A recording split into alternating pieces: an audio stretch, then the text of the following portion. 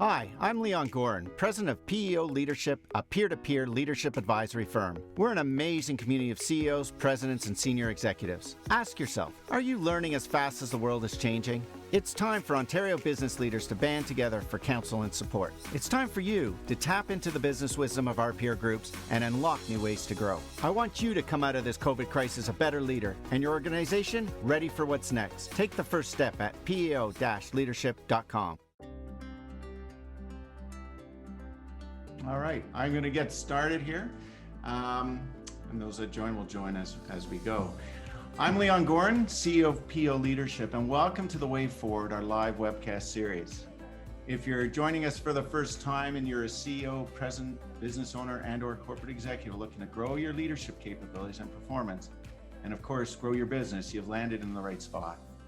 In this rapidly changing business landscape, the importance of expanding your connections and having insightful and meaningful conversations with the right peers is now more important than ever.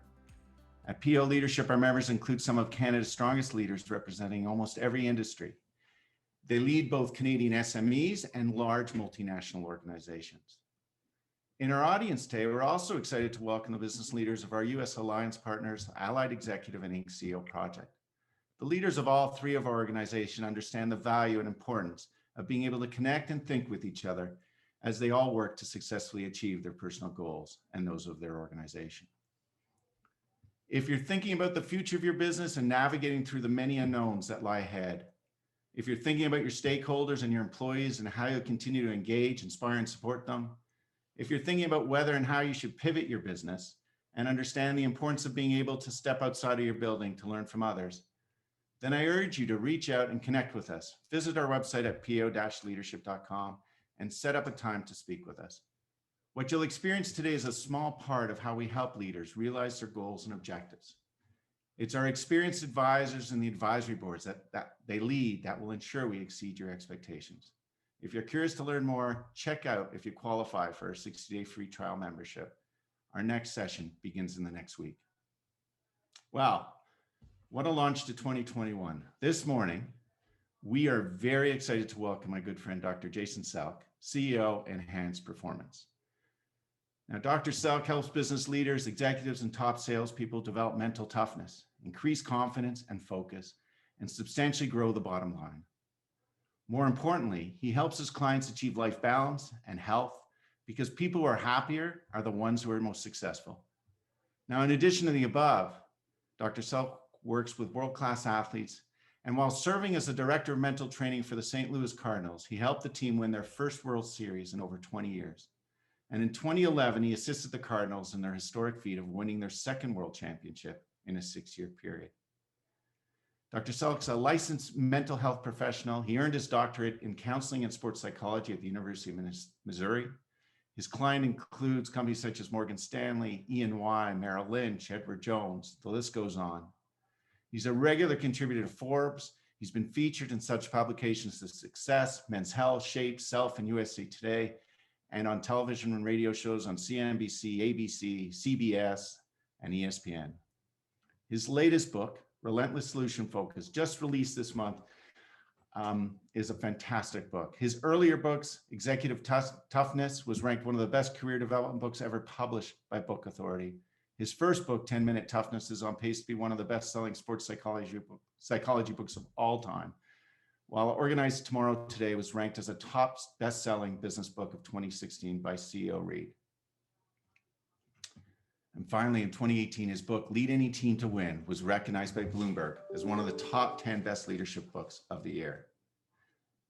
All right, now before I begin this session, this is how we envision the hour unfolding. First 30 to 35 minutes will become more of a fireside conversation, and then we'll open it up to Q&A. I'd ask that you post your questions in the group chat, and when we're ready, we'll reach out. I'll either reach out to you to ask the question, or I may just read the question for you. It will depend on how many people we have in the room. So let's get started. Good morning, Jason, and welcome to our webcast this morning. Leon, good to see you. I think the last time I saw you, we were in a pub in Toronto. Is that correct? Oh, no, Jason, we don't talk about pubs. I was ranking on these. I miss those days. Can we go back there? No, thanks for having me, Leon, and thanks everybody for giving us a little time this morning. I'll certainly do my best. I know Leon will live up to the bill, but I'll do my best to make it worth your while. So good morning, everyone. Good to see all those faces out there. It was great. And I'm sure there's a lot of familiar faces who saw you about 6 years ago when you were in front of them physically. And we're looking forward to that time again. So Jason, I'm going to jump right into it, right? The new book I read is excellent. It's just like your other books that you've put together. I'm going to get you to, January is a tough month.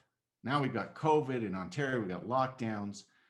How do you define mental toughness? Let's get right to it.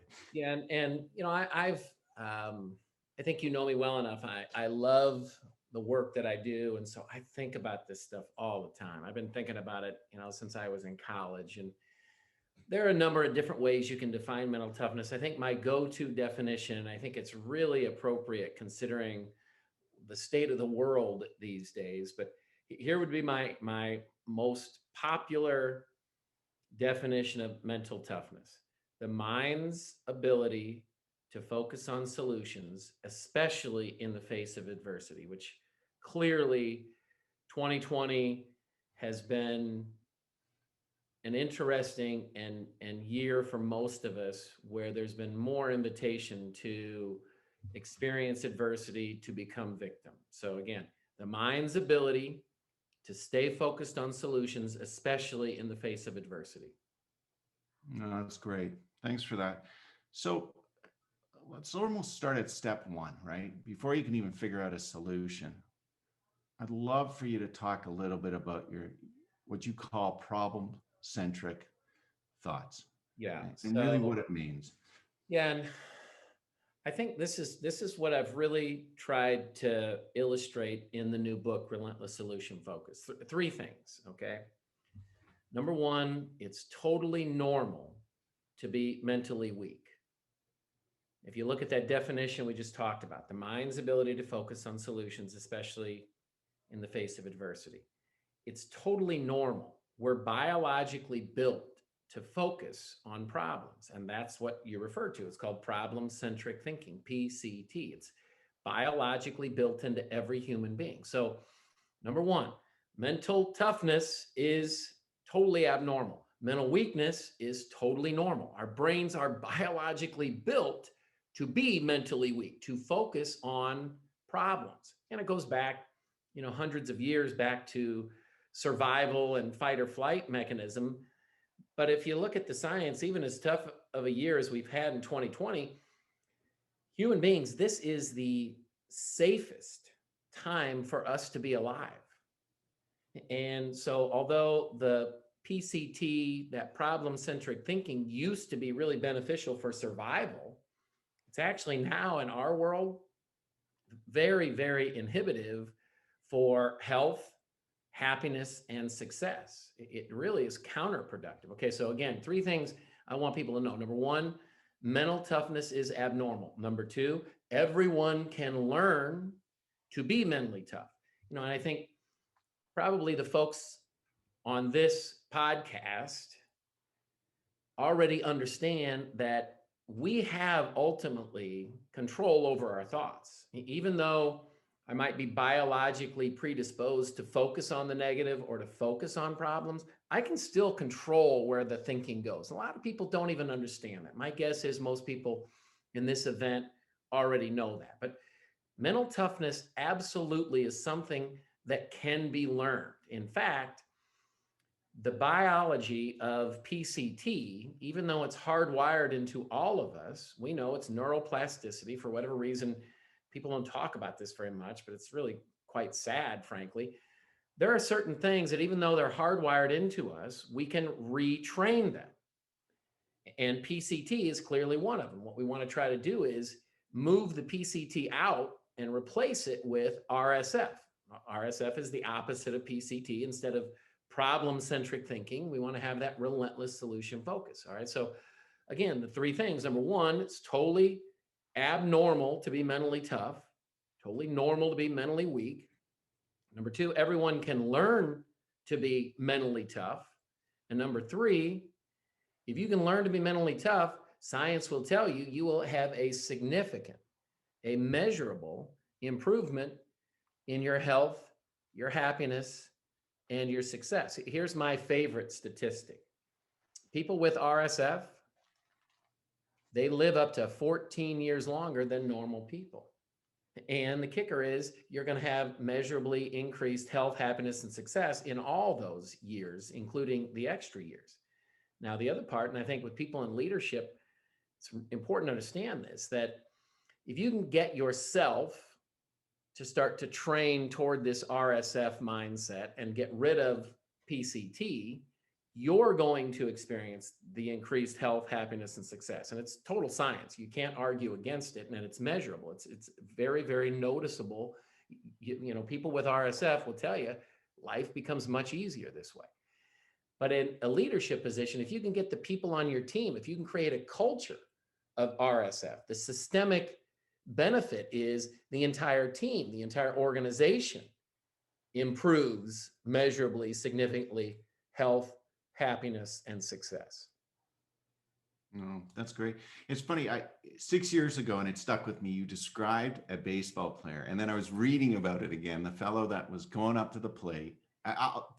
Jason, you got to tell the story because people remember this story. So it's really just kind of a split screen of how this PCT RSF manifests itself in everyday life. And I use the story as the backdrop of Major League Baseball.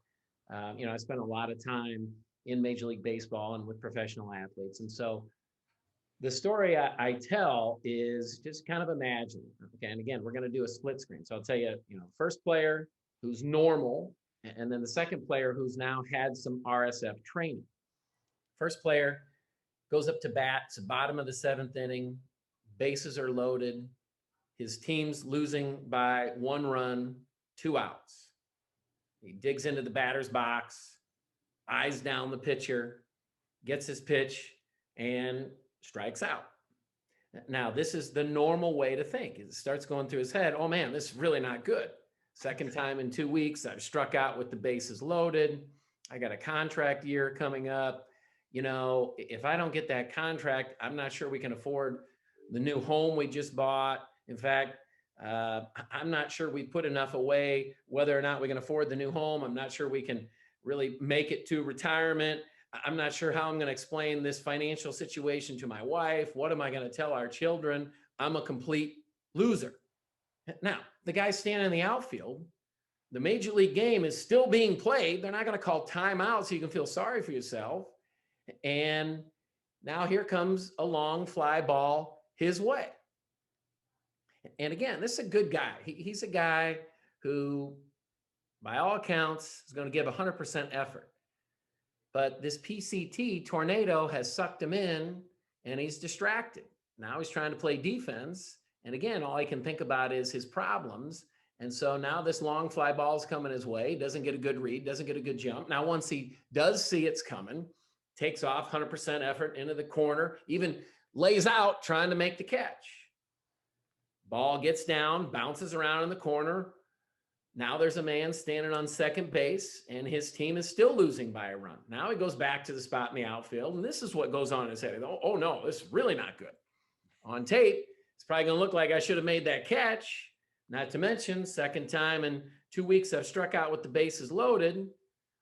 I got a contract year coming up. Not sure we can afford the new home. How am I going to explain this financial situation to my wife, my children? I'm a complete loser. Now, here's what I tell you. Everyone, like it or not, can relate to that experience. Now, maybe not the, playing outfield or striking out in a major league game, but we all have our equivalent of that we have a problem.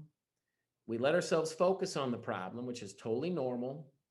And then that PCT tornado sucks you in and can convince you that you're a complete loser.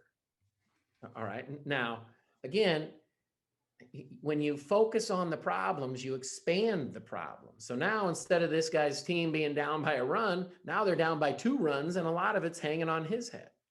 All right, now let's compare that. Now this is a player, same situation, but this player's gone through RSF training. He's actually done some of the work to get his mind retrained so that RSF becomes more the norm.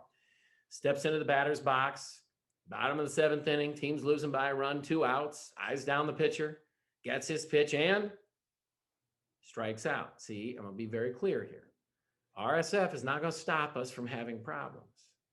Having problems is part of the normal human experience. What RSF does is it teaches us how to more effectively deal with the problems we're guaranteed to have. So this is what goes on in this player's head. As he's going back to the dugout to get his glove before heading out to the outfield, he thinks to himself, oh man, this is not good. Second time, and now, here's where the difference occurs. It's a two-step process. First thing is he recognizes, okay, wait a second. My thoughts are starting to go in the wrong direction. I'm starting to focus on what I've done wrong, what the problems are, the negativity of life. And I know that's not going to benefit me. It's going to make things worse. So after recognizing, then he changes, he reframes the thought, goes from problem to solution very quickly by asking himself one simple question and making himself answer. The question is, what's one thing I can do right now that could make this better? His answer, he looks down, he sees he's got a glove on his hand, thinks, I should probably focus on playing defense. Now this player, he's already identified when he plays defense, what he really needs to focus on is track the ball, quick feet, follow through. All right, so he wants to think about the strikeout. He's normal, just like anyone else, but he forces his thoughts. He chooses the thoughts of track the ball, quick feet, follow through. So the pitcher has the ball in his hand on the mound and he's in the outfield and he's forcing himself to track that ball that sits now in the pitcher's hand and glove. Pitcher throws the ball toward the catcher. He's still tracking the ball. Ball makes contact with the hitter's bat and is now headed his way. He's tracking the ball. He gets a great read on the ball. Now it's time for quick feet. Gets a great jump. We know this is a 100% effort guy. Dead sprint into the corner, lays out, trying to make the catch. Crowd goes wild. He makes a great catch. Goes back to his spot in the outfield. Now, where do you suppose his mind wants to go after making the great catch? What do you think would be normal to think about right there? You don't have to answer out loud, obviously, but I want everybody to answer in your own head. Where do you think his mind wants to go after making a great catch? Now, some people are thinking to themselves, well, he wants to think about the great catch, wants to think how great he is, and that's not the truth. He's normal just like all of us. Think about this. You do 100 things right at work. One thing less than perfect. What are you focused on? And that's where he is. So he goes back to his spot in the outfield, and instead of thinking, hey, doing really well here, he's thinking about that dang strikeout that happened 5 minutes earlier. And again, he catches the negative thinking, and then he replaces it with solution-focused thinking. Again, doing so by making himself answer that one question. What's one thing I can do right now that could make this better? His answer, track the ball, quick feet, follow through. Here comes that second long fly ball. Again, 100% effort guy, gets a great read, great jump, into the corner again, lays out a second time. Crowd goes wild again. Makes another great catch. Now, you might sit there and think, okay, he's kind of making this up. That's not really how it goes. He's being dramatic. Well, I'm going to tell you, that's exactly how it goes. That is exactly how it goes. It's complete science. And look, I've gone all the way through school, and I'm a huge empirical evidence person. Empirical evidence means proven in real life. I've been really lucky right off the bat. When I got out of graduate school, I got really lucky that I got hooked up with professional athletes. And so I've been able to work with literally some of the best, whether it be in the sports world or the business world. And I'm also a normal human being. I know how things go in my own head. And I'm telling you, that's exactly what goes on at high levels of performance. We overlook the good and we focus on the negative. And I'm just telling you, that's a pure sign of mental weakness. And in doing so, it's called expectancy theory. That which you focus on, you will expand. Let me put it into real life terms. Okay, so whatever, I go to my office, I spend the whole day, and I'm on the phone all day or meeting with people, and just like anybody else, I'll do 100 things right, one thing less than perfect, and I get in my car and I'm driving home, and my mind wants to go to that one thing that I did imperfectly. All right, now by the time I get home, I've been beating myself up really well, really, really beating myself into a corner because of that imperfection. I walk in, I'm in a bad mood. First thing that happens is I walk in and my dog starts barking.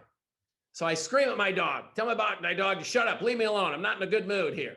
And then my wife screams at me for screaming at the dog. And then I get into a little fight with my wife. My kids come down, see me arguing with my wife, start to ask why in the heck I'm being such a jerk. Next thing I know, I'm waking up on the couch the next morning with a stiff neck. That's life. And we can change that. And so, again, I know I'm rambling about a bunch of stuff here. You see, I get pretty involved. You asked me one question, Lauren. No. I'm going to cut you off, Jason. I can talk for the rest of the meeting on this one question. All right, but here's what I'm going to say. One thing I would challenge you to start changing. Remember this phrase. This is one of my favorite phrases. Neurons that wire together, fire together. Neurons that wire apart, fire apart. Okay, so instead of going with the flow of just that one little thing of getting in your car and only looking at what you've done wrong, overlooking the negative stuff, just start doing this. Before you look at what you screwed up on, you must recognize 3 things you've done well. So in that car ride home, I can catch myself and say, and I just did this. I had a speech I just did virtually. And after the speech, I know I'd kind of screwed up on one little thing. I said, okay, don't do that. Don't do that yet. First, tell me what you did well. I said, okay, I had great energy. I identified before the speech, said, okay, the main point I really want people to walk away with is this. I did a great job of hitting that. And then one other thing, whatever it was. And then if you want to focus on that negative, fine, but always with evaluation, start with the positive. Recognize 3 things before you start to beat yourself up about the negative stuff. Okay. I love the tools that you sort of implant in our brains as we sort of go through this. I want you talked about the problem, identifying the problem. The one thing you talk about in the book is 60 seconds, and then thinking how to create the solution. And that's really your RSF, right? So how do you talk to them about, or talk to our group here about stopping, realizing that you're actually feeding yourself. This is a problem because we're sitting at our desks. We're, executives running our businesses. Realistically giving yourself 60 seconds. Yeah. And there again is a scientific reason for the 60 seconds. See, most people are actually pretty good at recognizing when someone else is on this PCT train. My guess is that there will be people in this event thinking, oh, my wife needs to hear this, or my husband, or my children. And the thing is, you must realize that if they were listening and you weren't, they might be thinking you were the one that needed it. See, for us humans, it's really pretty easy to recognize when someone else is going negative. Self-evaluation is much, much more difficult. And again, it makes sense because we're biologically built to think this way. All right. So most people just have never learned to recognize what the alarm system is that says to you, it's 100% effective. And it says, hey, your thoughts are screwed up. You're on the problem right now, and you're not thinking about the solution. And it's really connected to that 60 seconds. Here's the alarm system. Anytime you experience a negative emotion, that's your alarm that's saying, you're focused on PCT. See, human beings, we do not possess the ability to experience a negative emotion. And you talk about stress, anxiety, fear, anger, depression, guilt. Anytime you experience those, you must understand it's because your brain, your thoughts have been triggered by that PCT and you're focused on something negative. Then the brain releases neurotransmitters into the bloodstream that cause you to feel the negative emotion. And the way our system was built is that release of the negative emotion, the experience of the uncomfortable emotion, is supposed to motivate us to then make positive behavior change. For whatever reason, we haven't really been taught this piece, and it's such a critical piece of human performance at a high level that having a negative thought or a negative emotion is not a bad thing. It's not a curse. It's the identification and the opportunity for improvement and growth. And so if you can once you experience the negative emotion, so anytime you feel stress, anxiety, fear, anger, depression, guilt, those are kind of the nasty six. You want to just think to yourself, okay, I know what's going on here. My thoughts are focused on a problem. And if you can do it quickly, if you can then change the thinking over to the solution quickly within 60 seconds, you stay out in front of those negative neurotransmitters because, and it's cortisol really is the chief negative neurotransmitter here, that cortisol in very low doses is good. It was good for survival. It kept us alive, but it doesn't take much cortisol release to then become very, very counterproductive and unhealthy. So if you can get out in front of it before it becomes an unhealthy release of cortisol, and that's the 60 seconds, Leon, that So what do you tell leaders that would push back and say, well, I really need to think through this problem. Like, this is a big problem. I'm not going to be through this problem in 60 seconds. I need to talk through it. So those are the engineers and the accountants for the most part I'm talking to there. And here's what I tell you, just test it out. Test this out. You can't argue with the science. I'll just tell you, you can argue all day long that what you need to do is sit and think about the problem completely before making a move on it. And what I'll tell you is test it out. Science has tested this for years. And in the end, if you have this RSF mentality and you start to make improvements, if you start to shift from, okay, what really is the problem in its entirety, to, and here's how you make the shift. Okay, so I want to really kind of walk people through clearly. So one is you got to recognize that the PCT is getting your attention. And again, any negative emotion, now you've recognized. Two is you replace the negative or the problem focus with the solution focus. And you do that by simply asking the question, what's one thing I can do right now that could make this better? So even if you're a person that likes to completely understand the problem, asking the question, you're just changing the filter of how you're looking at the problem. Instead of looking at the problem in a very passive manner, you're now looking at the problem in a very active manner that you're going to start putting improvements or solutions in place. And if you're relentless, okay, and so here's what I tell you. And again, the research is very strong in this. You can't argue it. That if you, by chance, in the 60 seconds, made the wrong choice for improvement because you didn't give yourself the full opportunity to explore what the problem was, that'll still be outweighed because if you choose your first solution and it doesn't work, it's just a relentless process that you continue to repeat. So in the end, taking relentless action toward improvement will always outperform allowing yourself to get stuck thinking about the problem. And let me say one more thing. The longer that cortisol gets into the bloodstream, see, cortisol not only affects us emotionally, it doesn't just make us feel bad, it also handicaps our mental cognition, our ability for cognitive thinking. So think about that. The longer you sit and think about the problem, the less able cognitively you are to identify potential solutions.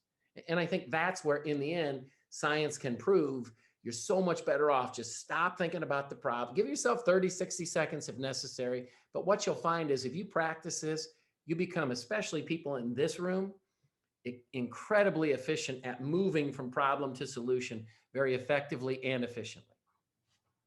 Oh, that's great. And especially come back to the month of January and where we are today and the noise that we hear and the negativity, to be able to shut it down quickly and look for potential solutions is extremely valuable to be positive. It's such a negative environment today where we are.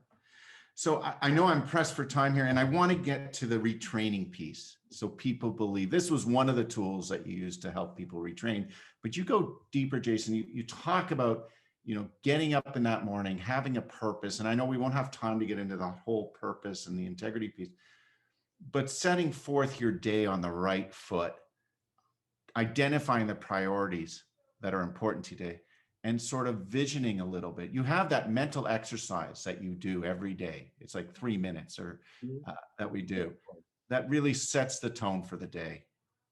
Maybe you can just give people a little bit of overview. They can go deeper later on into it. And it's all, in the book, Relentless Solution Focus, and I think one of the things I do, I put great energy into making the books that I write not sound like cognitive neuroscience, but really written on a very simple, understandable level. I think I've done a really good job with this book. So I'll tell you, so a quick little story. Back in 2006, this was the first year I got hired by the Cardinals. They hadn't won a World Series in 24 years. And that first year, we had a really tough regular season. In fact, you could Google this. The Cardinals, the 2006 Cardinals are literally recognized as the worst team to ever win a World Series. We had the lowest win total. And we had all kinds of injuries and some kind of personal issues in the front office with the coaching staff and with the players that had gone on in that season. And so by the time we made the playoffs, the team was exhausted. And I think a lot of people kind of feel the same way right now. We're kind of exhausted. It's like, oh my gosh, and we're just starting the year. Okay, but I knew in 2006 that the Cardinals had hired me for this exact reason. They didn't need me to come up with excuses why we shouldn't win the World Series that year. They needed me to be the exact opposite and say, hey, look, we've got all these excuses. How are we still going to win the thing? And I asked them to focus on three things. And two of these three things are, we really walk you through specifically in the book. The three things I had the Cardinals do right after the regular season ended before the playoffs. Number one, I asked them to limit how much time they would spend watching the news or listening to sports talk. Again, in St. Louis, people are very, very unforgiving of a subpar St. Louis Cardinals team. So the news and the sports talk, they were just telling us how bad we were, that we had no chance. I didn't want our guys listening to all that negativity. So that was the first thing. Limit how much time you spend listening, watching the news. Second thing, on a daily basis, I want everybody after practice, after a game, instead of doing the, what did I screw up on? I made them write down on paper three things they did well. Everybody had to do that after every practice and after every game, they had to write down three things they did well. And the third thing was what you're talking about, that mental workout. Now, for the athletes, it took a little bit longer. It takes them 3 minutes and 40 seconds. For us in the business world, it's a 1 minute and 40-second process. And it's a combination of the most effective mental tools known to our species. So there's some visualization, we take a centering breath, and then there's some positive self-talk, but it's all very, very controlled in that when I have somebody go through, when I'm working with somebody and they go through the mental workout, we put it together as a team, I know exactly what they're doing, what they're thinking, and what they're visualizing for the minute and 40 seconds.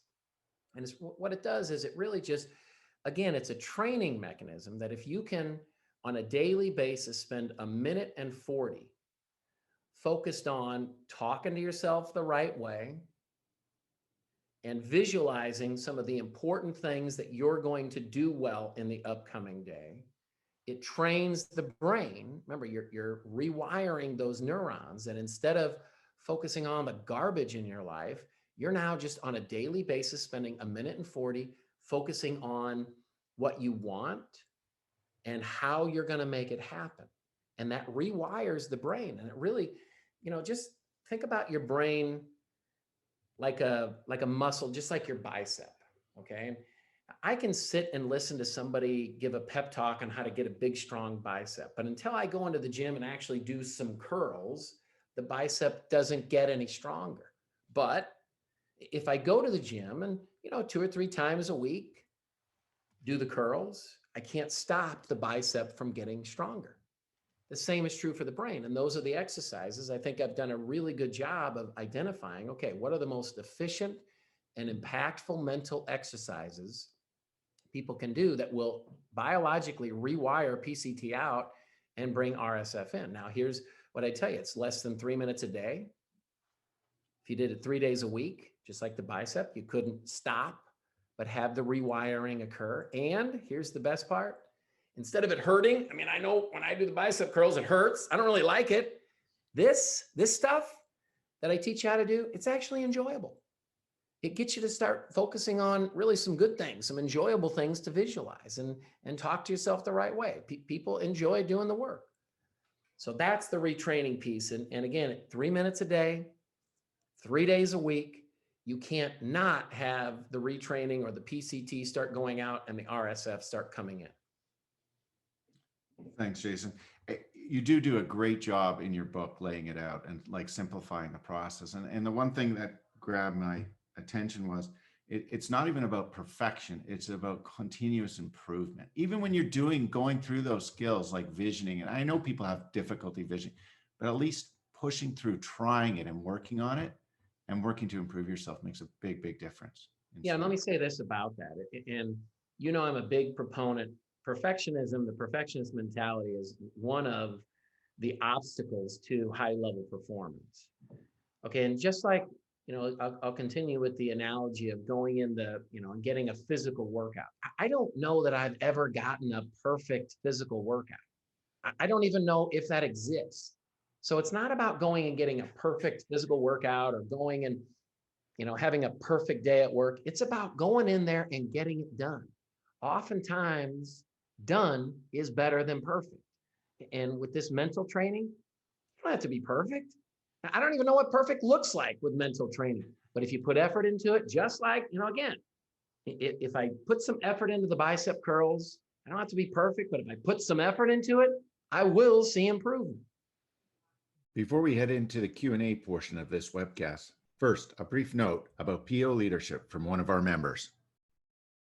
What I love about PEO leadership right now is how well our members are supporting each other and rising to face the COVID-19 challenge. Paul Zadorsky, Senior Vice President, Crayola International. Business is all about being able to rapidly adapt to change, but how do you learn as fast as the world changes? PEO leadership lets you tap into the collective wisdom of some of Canada's top executives. Having that peer group and broader leadership community to lean on, it makes all the difference. The time to step up and lead is now. Go to peo-leadership.com. So I'm gonna grab some questions here. There's a lot of people in the room, so I'm gonna read your questions from the chat, if that's okay. This one's from Rob Peters.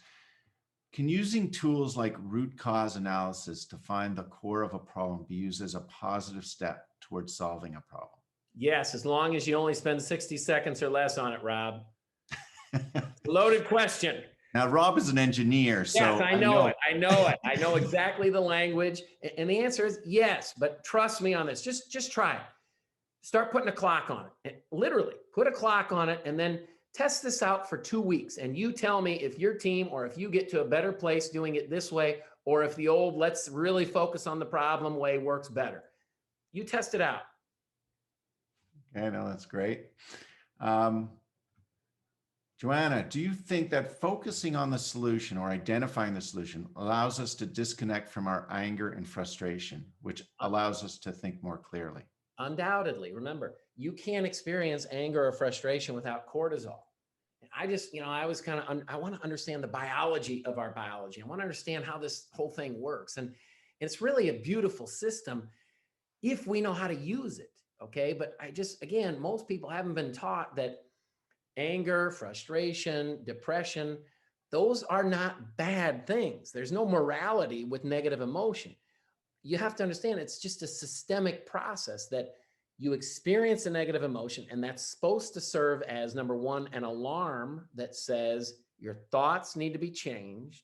And then it's also, because it increases in intensity over time, it's supposed to serve as a motivator to make the positive behavior change. So absolutely, if you like negative emotion, if you like drama, you will hate RSF. You will hate it. This removes, and look, I've got 2 teenage daughters. I've got an 18-year-old son. RSF is part of our life. And I'm just telling you, my children have a distinct advantage over their peers. There's no doubt. When I spend time with my children and their friends, I can see how their friends get caught up in some of this negative stuff. And my children efficiently move from problem to solution. And it's not Pollyanna. Again, this RSF is not, hey, everything's right in the world. There's nothing to worry about. That's not it at all. That's not it at all. We know we have major problems. And all this is, hey, look, enjoy the good in life, because there's a lot more good than we actually are realizing. There's a lot more good in people, and there's a lot more beauty and good in the world. And if you do have a problem, then just fix it. Just go to work on making it better. And that life, that's not Pollyanna. That's performance. That's high level success, happiness, health, and success. Jason, there's skeptics out there, and you address it when I've talked to you, but would say we had a family illness or a challenge in the family. We're not even talking business here, right? How can I just put that aside in 60 seconds? Someone's passed away, and just think about solutions for. There are no solutions for that, and you've come back to that, and maybe share that because you've worked with some of those individuals. Well, and I just shared this with you. My father just passed away on Christmas, and he and I were very, very close. He's really the hero in my entire family. He's one of the best human beings I've ever met, and it happened quickly. I mean, it was COVID related. My father was in Vietnam and was exposed to Agent Orange, and so when he got COVID, it was 4 days, and he passed away. It was quite unexpected. Although we knew if he did get COVID, it would probably be an uphill battle because of the Agent Orange and what it did to his lungs. But so again, it's not that I don't grieve over the loss of my father. It's not that my children aren't being allowed to grieve over the loss of their grandfather. In fact, just the opposite, that, I look at it this way. When I have those moments of, oh my gosh, who am I going to go to now for advice? Oh my gosh, I'm not going to see this man again.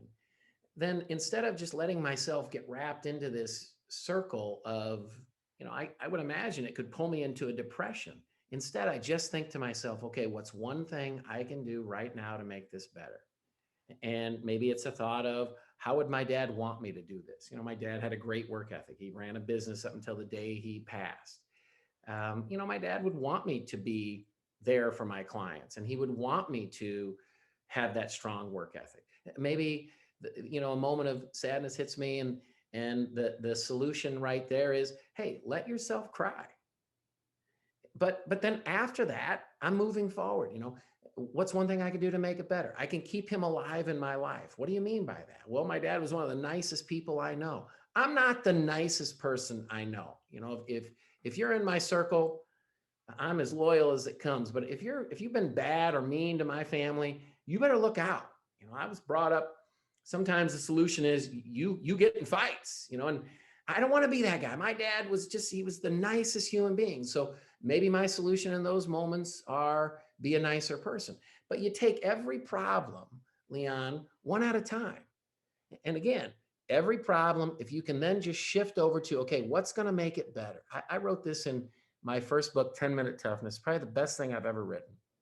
When a person learns to emphasize improvement over perfection, progress accelerates. So I'm not trying to totally heal the loss of my father, nor would I want anyone to try to, overlook some of the negative things that happened to you. What I'm saying is keep moving forward. When you have problems, keep moving forward. Stay in the fight. Don't ever let those problems win, because there's always a solution, always. Yeah. It's a tough one. The other thing that strikes me, and I want to reemphasize, is that relentless piece that you say. So, when I vision this, I see writing the problem possibly, just whether in my brain, maybe initially you're writing it on paper, because there's a lot of people that write stuff. And then for them to understand that you may not come up with the first solution, may not be the right one. Like Jason just talked about 5 or 6. So to be able to sort of reflect on the solution, cross it out, move to the next solution, and just keep, and that's the relentless part, right? Is there anything problem with writing these things down, Jason? And you've seen the presentation where I normally have a whiteboard, and I draw kind of a T-chart where problem is on the left side and then solutions over on the right. And you have to understand, most people, they live on that problem side of the board. It's totally normal. And then you can get over to the right side. You can cross that kind of line by asking the question, what's one thing I can do to make it better? But you'll come up with a solution. So, whatever your problem is, you come up with a solution, and let's say it doesn't work. Maybe it works for a minute, maybe it works for a day or a week, but then it stops working. Well, the second that solution is crossed off your mental chalkboard, the brain defaults right back to the problem. And Leon, that's exactly what you're talking about, is you got to be relentless. You must always have a solution that will cause improvement, not perfection, but improvement, so that it anchors you on the solution side. Because remember, it's not about, and this is the part that I think people miss a little bit. It's not about completely solving your problems or getting to perfection. That's not it. Here's the science. The people who live on the problem side of the board, the people who focus more on problems, they have that continuous release of cortisol. They experience those negative emotions. That cortisol, like it or not, is a toxin. Now, luckily, it's not a very powerful toxin, but if you keep putting toxins into your body, even low doses of poison, they're going to add up. And that's why people live so much longer when they just live over on the solution side. So the key is, you got to be relentless. Always have a solution that's moving you in the right direction. Nobody I know has ever climbed a mountain in one step. Nobody. But the people who continue to put one foot after the other, those are the ones who have great success getting to the top of that mountain. That's great. So I'll go back to the questions here. We have one from Philip Agnello. I hope I'm pronouncing your name correctly. What are your thoughts, Jason, on meditation and the subconscious mind on improving mindset and mental toughness? Very, very powerful. And meditation is, I love this. The brain and the nervous system have a very difficult time telling the difference between reality and dream states. Meditation is one of those dream states. That's why sometimes when you have a dream, you wake up and sometimes you're kind of thinking, wow, did that really happen? Not even sure if that was real or not.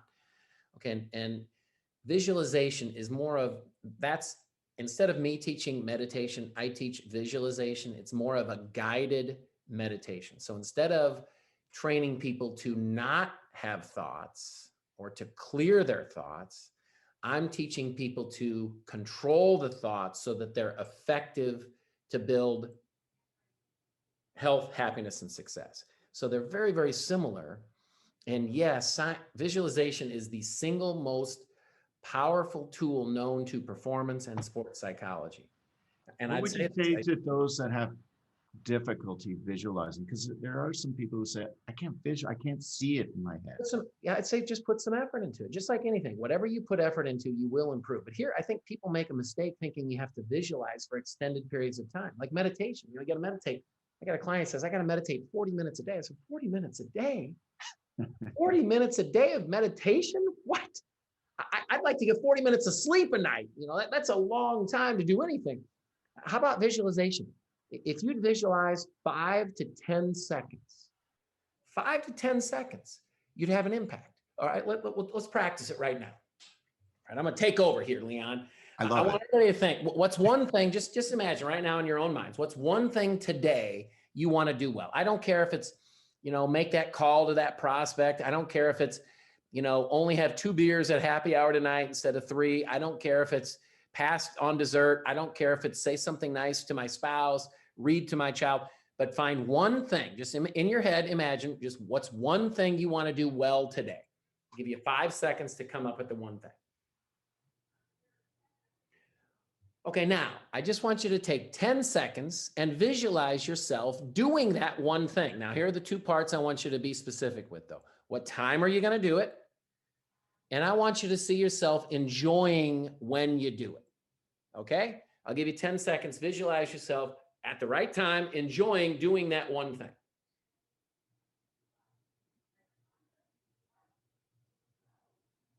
All right, good. 10 seconds, good. Let's just do it one more time. Same thing. Again, same assignment. I'm going to give you 10 seconds. Picture the time and picture yourself doing it with an enjoyment level. Go ahead.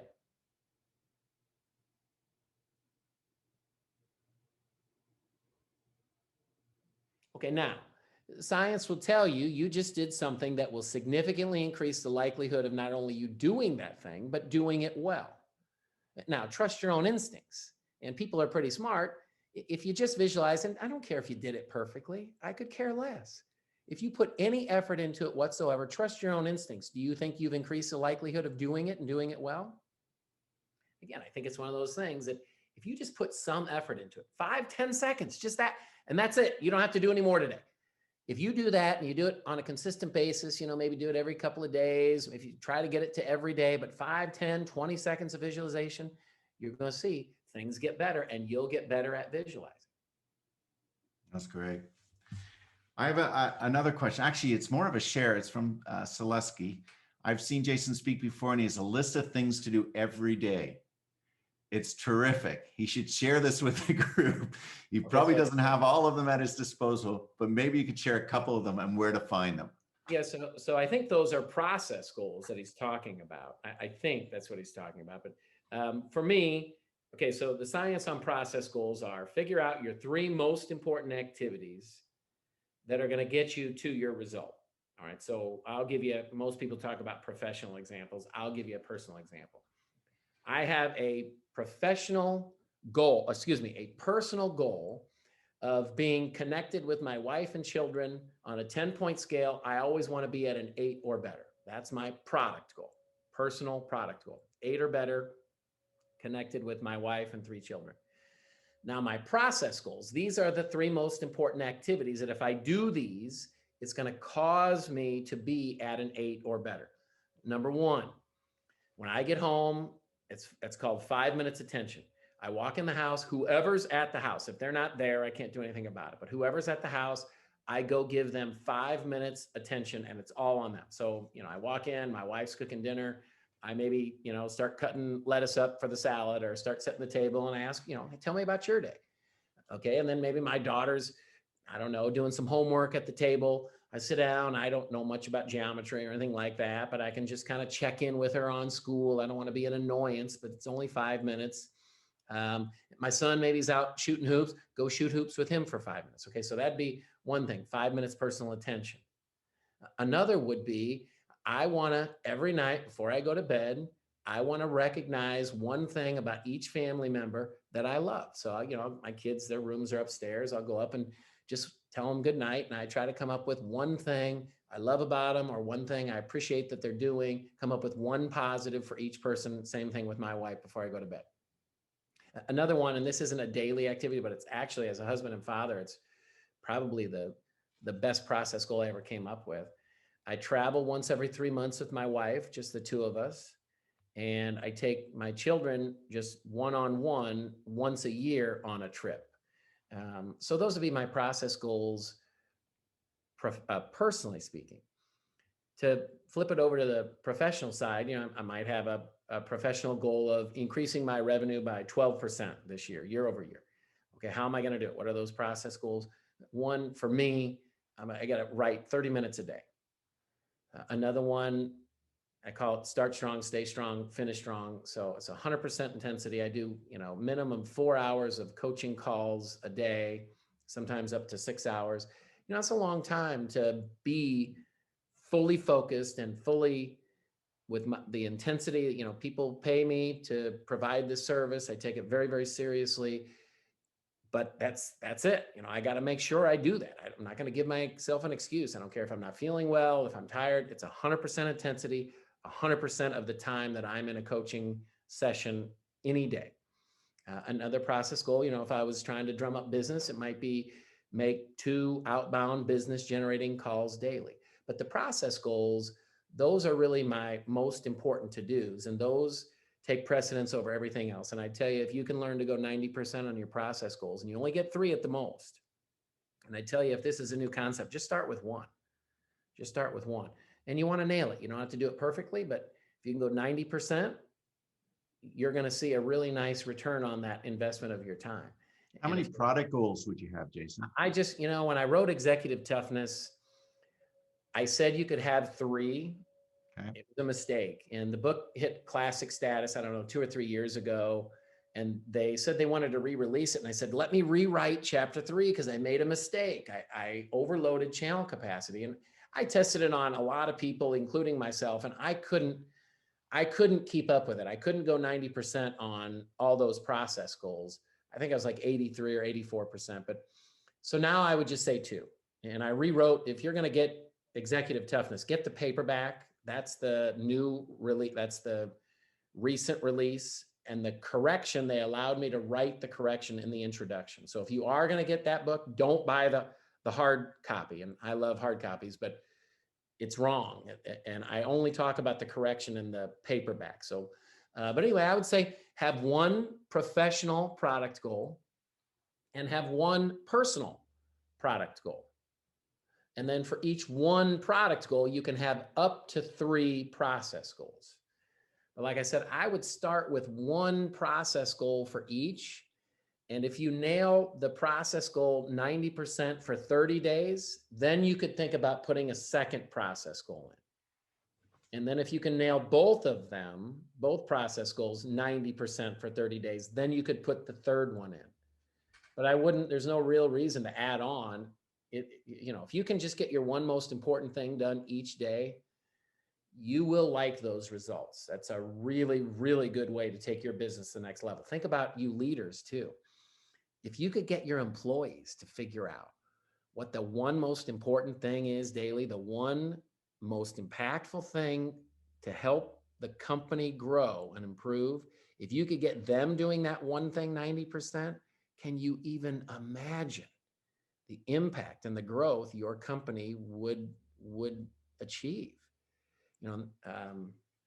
It's almost mind-boggling. And people, we try to do just on that note, Jason, if that and it comes, I'm reading some of the questions as well. That person has to be motivated in your organization to actually do this. Well, that's Can your you job. actually get them inspired and motivated to do that, or there's some that you just give up hope? No, if they're on my team, I'm never giving up hope. Now, I'm also not the boss. I'm a coach. So people on my team have said, hey, I'm going to pay you to be on the team. If you've said to me, you're going to be on my team, but if I'm the boss and I only have 2 employees and they're awesome. I mean, they're awesome. I'm so lucky with them. But if I had a team of 100 people working for me, not everybody's going to work out. Jack Welch, the CEO at GE, I think he called it differentiation. He basically said, 1 to 10, if they're a 9 or better, you keep them. If they're not, you give them a chance to improve. You lay it out for them and you give them, I think he did a very short period of time, 30 days. If they don't get from a 6 or a 7 up to that 9 within the 30 days, get rid of them. You're not doing them any favors by keeping somebody on. That's called enabling.